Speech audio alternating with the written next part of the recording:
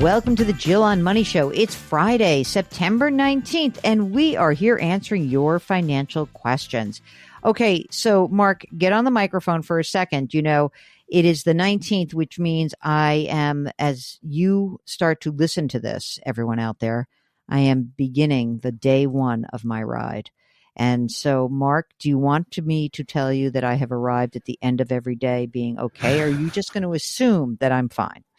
I know you'll be fine. So as I hop on my Peloton today for either a meager 20 minutes or 30 minutes, I'll give you a thought. I can't even think, like 20 minutes and 30 minutes sounds like nothing right now. Like my sort of general, like not a big deal ride is now an hour and a half. So anyway, wish me luck, everyone. Thank you to every single one of you who supported me, who continue to support me. We're going to keep the little donate to Cycle to the Cause up at the top of the website. If you want to support my big charity ride, you can do so, but you will not be able to give me a song to add to my playlist because playlist is kind of set right now.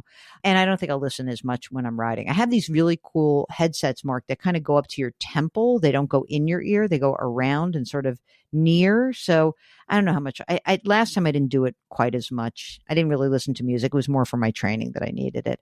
But anyway, thank you all. Thank you. I appreciate it. While you're on the website, you can also sign up for the free weekly newsletter. It comes out every Friday, which is today. And it also entitles you to get your blog posts that I write. You just boom, automatically comes in. Okay, today we are going to talk to Anna, who joins us from Washington, D.C. Hello, Anna. How are you? I'm well. Thanks so much for having me. How are you guys? We're doing great. What can we do for you? Yeah, so thanks so much. My husband and I live here in DC, and we've been lifelong professional students, and recently left the federal government. And so, which essentially means we've only had a short amount of time to really build up our retirement. We've built up our savings, and we have a toddler with another little one on the way. We really just want to make sure, since we both are now in the private sector, that we are on the right track. We know we don't have a lot right now, but we would like to make sure, okay, we're setting our sights on a good plan forward. My new job is good. It pays really well. However, it does not fill my professional cup like public service did. So I guess that's also a caveat and a factor that I would like to take into consideration of how long can I maximize the time that I'm here and do it financially and then still be able to pivot at some point in the near future. You know, Anna, you remind me of my friend who I went to high school with this woman, and we're very close friends in high school, also in college. And she was a prosecutor for many years in New York. And, she had kids, and then the kids are getting older. And she's like, calls me up one day and she goes, I'm going to the dark side. I said, what do you mean? She's I'm going into private practice. I said, you love being a prosecutor. She goes, I would love for my children to be able to be educated.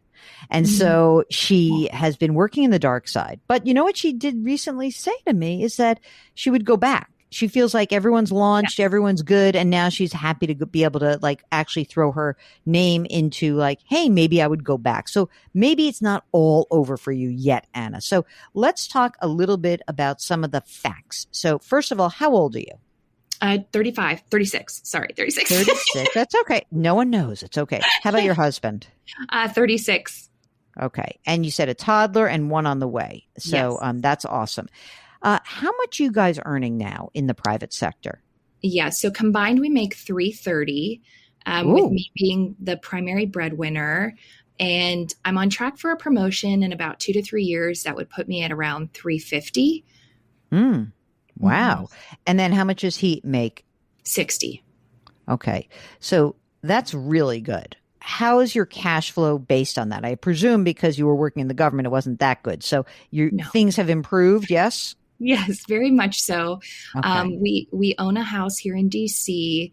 Yeah, we're able to stash away. So we're both maxing out our retirement right now. And so we've been in these roles, obviously pretty fresh, but we do have the opportunity right now that we've been stashing away about $3,000 every month into a savings account. Wow, that's great. Okay, so let's just run down some of the numbers. You mentioned a house. How much is the house worth? Yep. So the house right now is valued at $825. We bought it at $795, and we owe about $756 left on it. But we would like to keep this. I would really like to keep this through retirement. Okay, well let's see if we can do that. What's the interest rate on the 756? 4.5%. Oh, that's not bad. Is it fixed? Is it a fixed rate mortgage? It is, yes. We started with an ARM because I leveraged our physician's loan, and then we were able to secure it into a conventional 30-year loan. Oh, that's great. Okay. So that's awesome. So we're going to push the house aside. That's a keeper. Your retirement account. So if you left the federal government, is money still in the thrift savings plan? It is. I have about 45 left in there. And then he has 25,000 in his thrift savings. Yes. Yep. Okay. Gotcha. And are those traditional or Roth? Both Roth. Oh, great. Fantastic. Okay. Next. Keep going. I'm listening. Yeah. So, and then pivoting over to my new role, I have a Fidelity Roth 401k. Right now it's at about 17,000 because I just started. But I do have a 6% employer match with it, which is really nice. And I'm trying to max that out as much as possible. I have 8% going in each paycheck. And what about your husband? How much is he contributing into his retirement? Yeah, so he put his on pause right now, just so we can make sure we save as much money for the little one coming.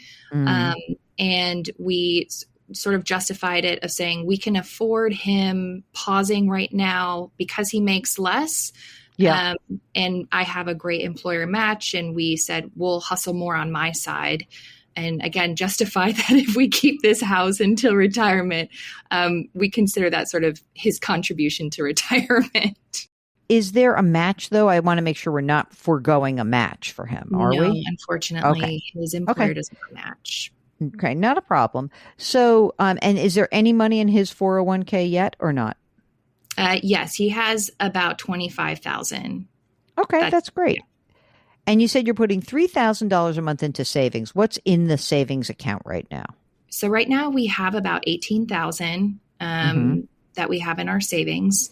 And then by the time little one comes in February, we should have about 25 at least in our savings. And then just plan to sort of reduce it by, putting away 2,000 every month. And then we also cover your ears.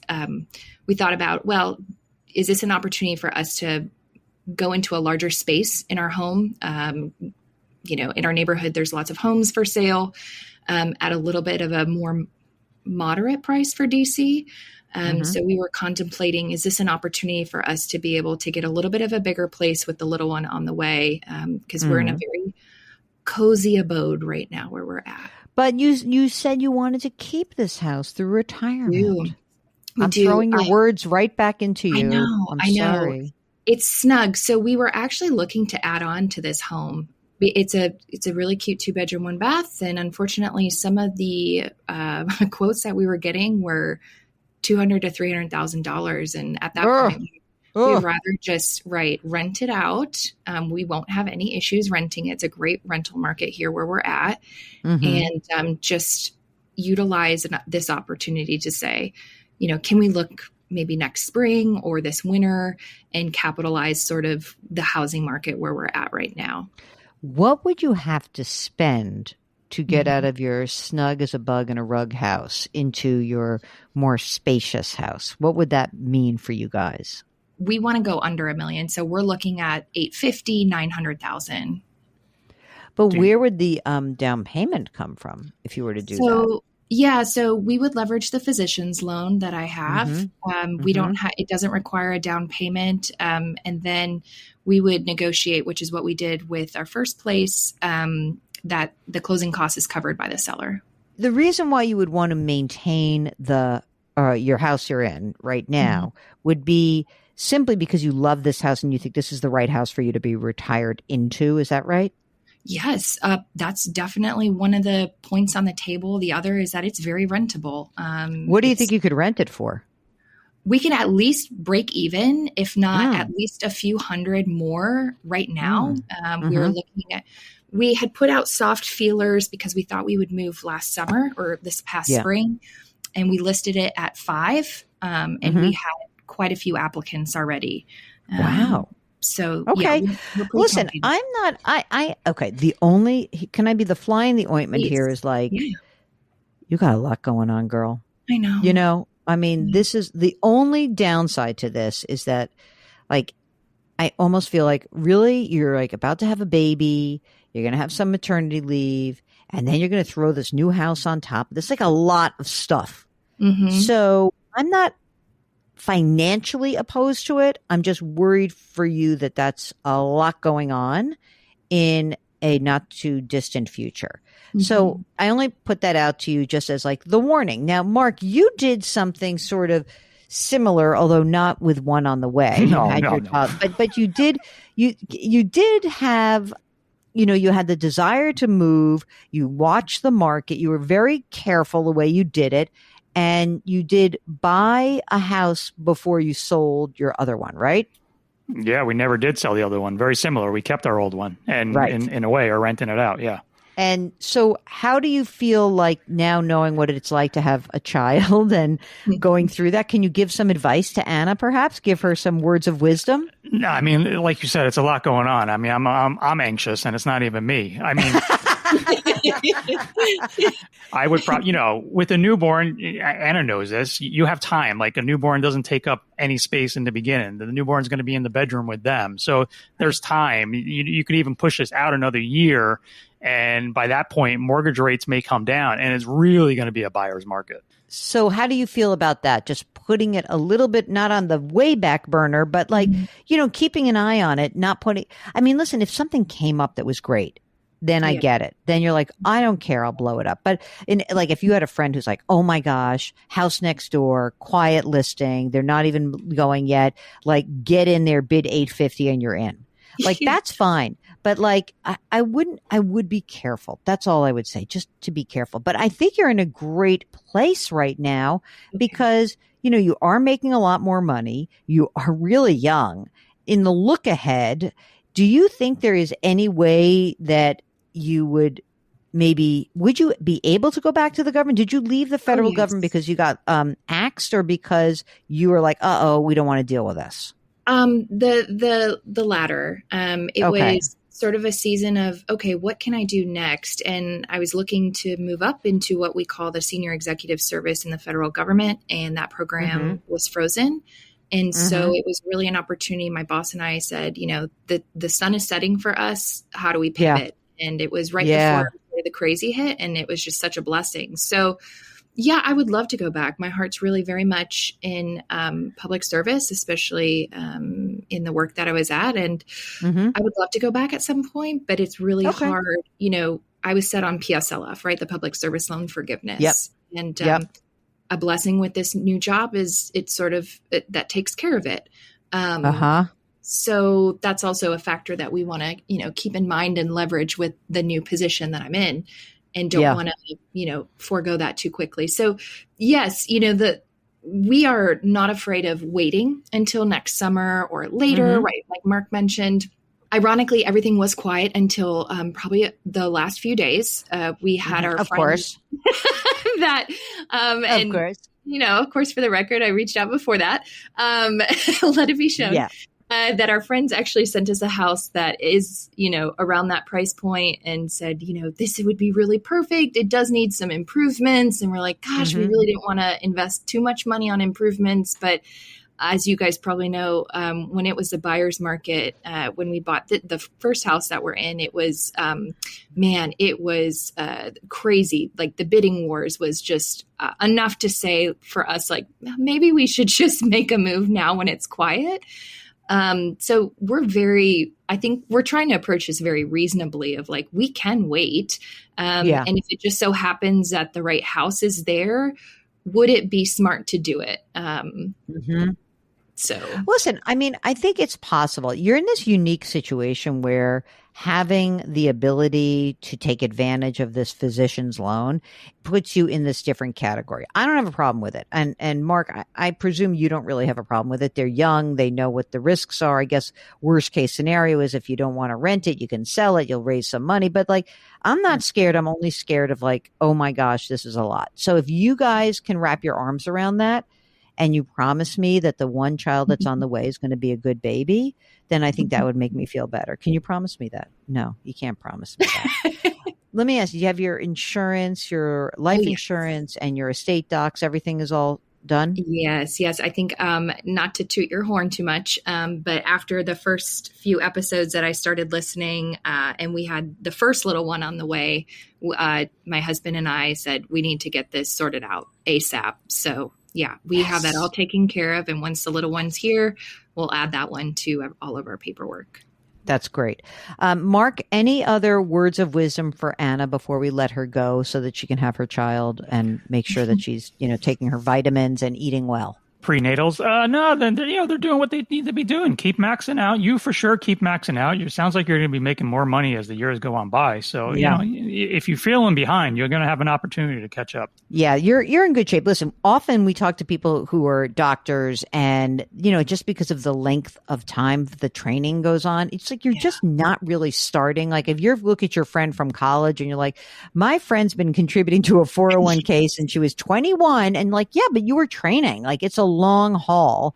And so I completely appreciate that. I think you're in really good shape.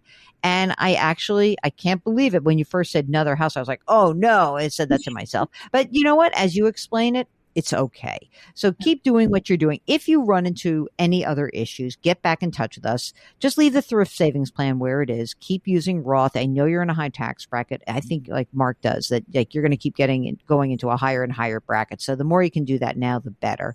Okay. Get back in touch with us if you need anything else. So it is Anna from DC, about to buy her second house, have a baby. What else can she do to like really blow things up? Anything else, Mark, we should put on her plate? Oh, I'm sure there's plenty of things. Yeah, exactly. Don't do any of those. All right. If you are contemplating a move, or maybe you've left the private sector and you're in the non-for-profit sector, maybe you've left government, you're back into the private sector for a while. If something has happened, you're in a transitional period in your financial life, get in touch with us. We'd love to talk to you. Just go to JillOnMoney.com, click the Contact Us button, write us a note. And if you'd like to join us on the air live, check the box. Mark will do everything else. Don't forget that you can find all of our content right there at JillOnMoney.com. You can subscribe to us on the Odyssey app or wherever you find your favorite podcasts. Our music is composed by Joel Goodman. Mark Talercio is the best executive producer in the entire world. He's also the king of our website, JillOnMoney.com. We are distributed by Odyssey. Please try to do something nice for someone else today. Change your work, change your wealth, change your life. Thanks for listening, and we'll talk to you on Monday.